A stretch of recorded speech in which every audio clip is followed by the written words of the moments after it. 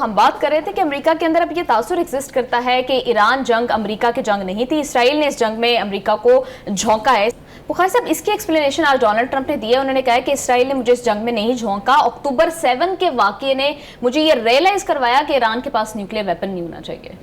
دیکھیے، پہلی بات تو یہ ہے کہ ایک ایسے شخص کی باتوں کا آپ مجھے حوالہ دے رہی ہیں جس نے پچھلے سال جون کی جنگ میں یہ کہا تھا کہ ہم نے ایران کی ٹوٹل کیپیسٹی جو ہے وہ نیوکلیئر پروگرام کی وہ اس کو تباہ کر دیا ہے اور اب اس کے پاس کچھ نہیں رہا ہے۔ وہی ڈونلڈ ٹرمپ عجیب سا منہ لے کے اب پھر دوبارہ کہہ رہا ہے کہ نہیں جناب،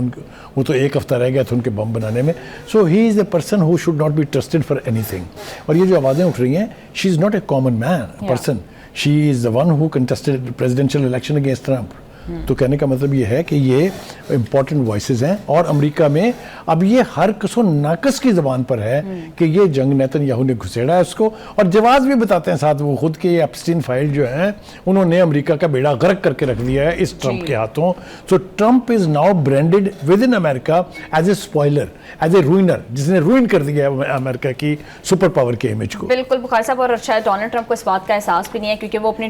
ٹویٹس کے اندر اب بھی اسرائیل کی تعریفیں کرتے دکھائی دیتے ہیں۔ بخاری صاحب، اس سارے تناظر میں مناب اسکول کی بچیوں کے حوالے سے پوپ لیو نے جو اقدامات کیے ہیں اس حوالے سے ان بچیوں کے والدین نے ان کو خط لکھا ہے اور شکریہ ادا کیا ہے۔ دیکھیں، پہلی بات تو یہ ہے کہ ہم اپنے اس پروگرام کی وساطت سے پوپ کو سلام کرتے ہیں، سلام پیش کرتے ہیں کہ اس نے جس جرأت کا مظاہرہ کیا ہے